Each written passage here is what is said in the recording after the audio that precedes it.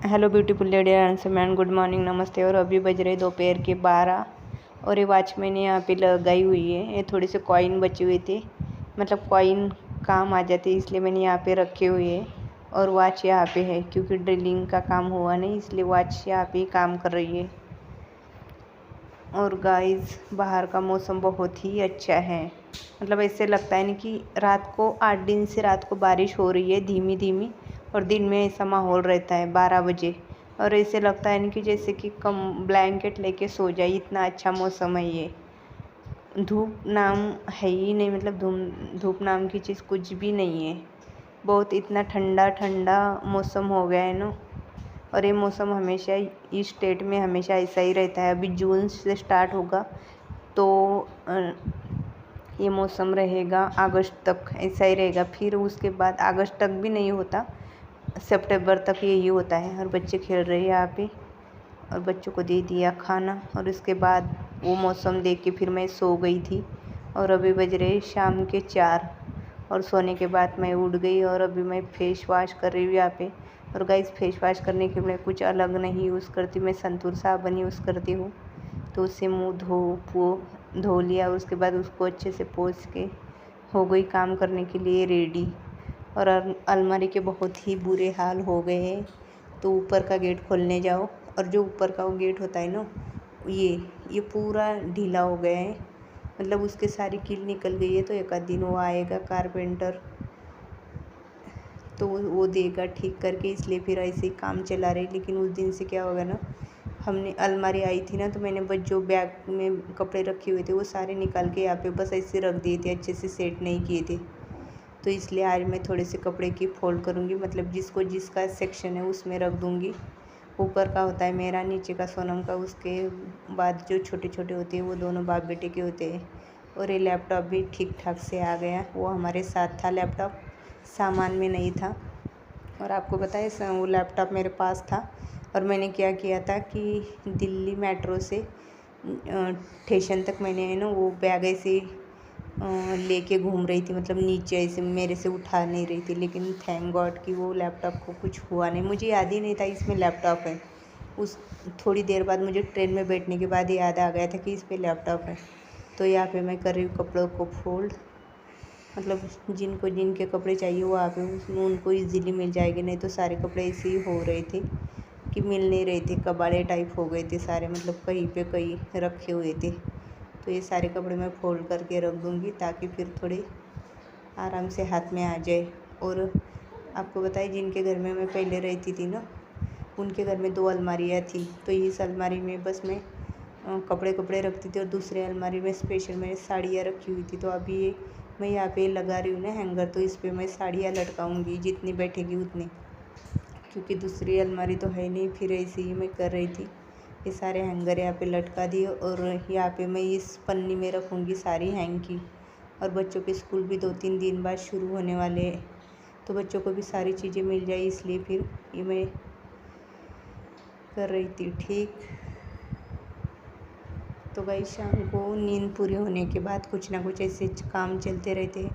और यार, अलमारी मैंने कर दी, थोड़ी फोल्ड कर दी। और अभी कर रही मैं कपड़ों को प्रेस, क्योंकि जब उनको ऑफिस में नहीं मिले उनके ड्रेस जो कंपनी का होता है वो, तो इसलिए जो घर के हैं वही उसी से काम चला रहे हैं। तो इसलिए ये कॉटन के पैंट है, तो उनके पास है ना कॉटन के पैंट 3-4 है, लेकिन उनको 2 ही पसंद है, इसलिए फिर वो 2 ही पहनते हैं डेली एक एक। और जो जीन्स के है वो जीन्स के उनको पसंद है, उनको है ना वो क्या बोलते हैं, वो हो जाता है पहनने से, इसलिए फिर वो पहनते नहीं है।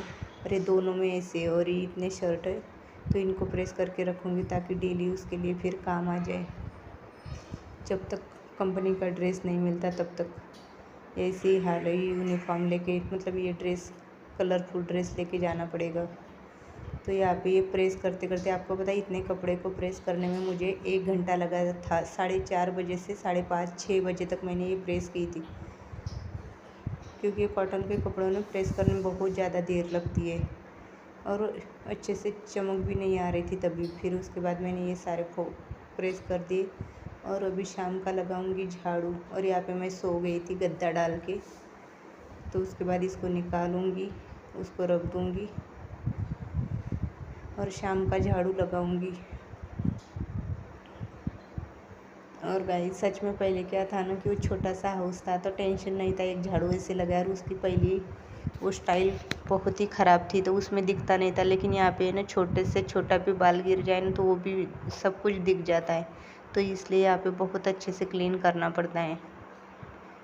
तो फिर यहाँ से झाड़ू और पोछा लगाने में मुझे बहुत ज़्यादा देर लग रही है। वहाँ पे तो बस झाड़ू ऐसे ही लगाना पड़ता था, ना कोई टेंशन ना कुछ, क्योंकि खुद वो स्टाइल ही ऐसी थी तो उसमें इतना कुछ नहीं था। लेकिन ये जो स्टाइल है वाइट तो इसमें सब कुछ दिखाई देता है। तो ये चल रहा था मेरा झाड़ू लगाना। और कुछ दिनों तक तो मतलब अभी तक भी नॉर्मल लाइफ नहीं जी रहे हम, क्योंकि क्या हो रहा है ना कि हम यहाँ पे नए हैं तो यहाँ पे कुछ समझ भी नहीं आ रहा है, ना अच्छे से राशन भर पा रहे हैं, ना दूध अच्छे से आ रहा है, कुछ भी नहीं है, ना सब्जी आ रही है, क्योंकि सब्जी वाले भी इस टावर में कोई आता नहीं है, यहाँ पे नया हुआ है। तो मतलब बहुत ही ऐसे ही चल रही है ज़िंदगी, ऐसे नहीं कुछ नॉर्मल सी हो गई है। तो फिर यहाँ से यहाँ तक ये इस तरफ की गैलरी है, तो यहाँ पे मैं झाड़ू लगा दिया। और एक बार ये झाड़ू लग जाए ना तो फिर क्या होता है ना कि फिर खाना बनाने के लिए स्टार्ट हो जाती हूँ, मैं कुछ ना कुछ करती रहती हूँ फिर। और झाड़ू लगाना शाम का तो लगाना ही पड़ता है, क्योंकि बच्चों ने फिर गंदा कर रखा होता है और आधा सामान तो ऐसा ही फैला हुआ है तो क्या फिर। लेकिन जैसे ही दिखता है ना कुछ थोड़ा सा तो अच्छा नहीं लगता। और भगवान जी मैंने इस कमरे में रख दिए, ये दूसरे बेडरूम में। बेडरूम वैसे तो पहले ही हमारे पास भगवान जी का वो मंदिर नहीं था और अभी भी नहीं, वैसे मैंने चौकी पे रख दिए। देखूँगी अभी कब लाएंगे। और बच्चों की और ये बॉक्स, खाली बॉक्स भी मैंने यहाँ पे रख दिए, मुझे लगता है मुझे कुछ काम आ जाएगी। और यहाँ पे मैं ये है गवार की, और क्या बोलते हैं उसे, एक गवार होती है गवार फली, और दूसरी मैं भूल गई हूँ गाइस हिंदी में उसको क्या बोलते हैं उसको। वो एक लंबी लंबी सी होती, गवार की जैसी होती, बहुत लंबी होती है। तो वो थोड़ी सी बची हुई थी ट्रॉली में, फ्रिज के ट्रॉली में, तो मैं इसको ये तोड़ के सुबह के लिए सब्जी का करके रख दूँगी। सुबह सब्जी बनाने के लिए, लंच के लिए काम आ जाएगी इसलिए। और यहाँ पे ना इस तरफ से बैठ जाऊँ तो अच्छा लगता है। पार्क तो अभी तक बना नहीं, लेकिन पार्क में बहुत लोग बच्चे आके बैठते हैं ना तो अच्छा लगता है। इस गैलरी में बैठ जाओ तो टाइम पास हो जाता है 2-3 घंटे तक। तो मैं क्या करती हूँ कि पहले टीवी देखते देखते लहसुन और ये कुछ तोड़ ताड़ का काम हो, मतलब सब्जी करना हो तो मैं करती थी, लेकिन अभी मैं यहाँ पे बैठ के करती हूँ क्योंकि टीवी लगी नहीं है। और आज हम क्या बना रहे पता है, ये लेके आए हैं जगन वजरी बोलते हैं इसको, मटन वजरी। और ये मेरे कहने पे लेके आए थे, और इसको साफ़ करना बहुत ही डिफ़िकल्ट होता है। और मैंने बोला था उनको ले आओ इसलिए क्योंकि हमारे पापा के घर में ना जब मटन लाते हैं ना तो उसमें 1-2 पीसेस होता है इसका, मतलब वो लोग ऐसे थोड़ा थोड़ा करके सबको देते हैं। लेकिन ये स्पेशल लेके आए थे, ये इसमें मटन नहीं था, बस वजरी था। और गर्म पानी मैंने करके रखा था और मैं अच्छे से ये कैंची से काट रही थी छोटे छोटे पीसेस, और उसमें कुछ मतलब क्लीन कर रही थी। इसको क्लीन करना बहुत ही डिफ़िकल्ट होता है, तो इसको क्लीन करना भी बहुत देर लगी। उसके बाद 4-5 पानी से इससे गर्म पानी से धोया और फिर कुकर में हल्दी नमक डाल के इसको बॉईल करने के लिए रख दिया था।